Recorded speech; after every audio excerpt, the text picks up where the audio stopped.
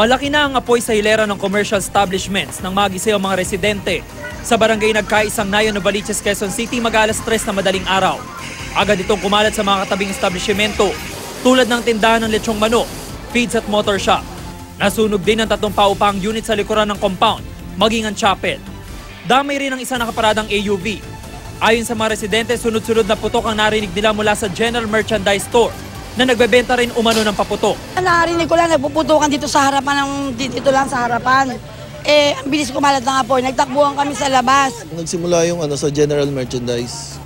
Doon daw nagsimula yung apoy, kaso mabilis daw Tapos may narinig daw na parang pumuputok.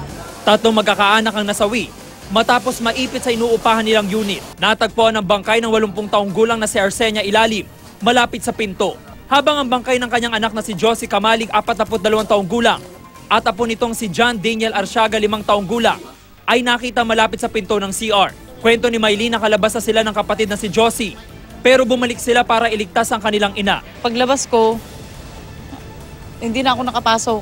Tapos yung kapatid ko hindi rin nakalabas. At saka wala na rin magbuhat doon sa nanay ko kasi hindi na siya nakakatayo eh.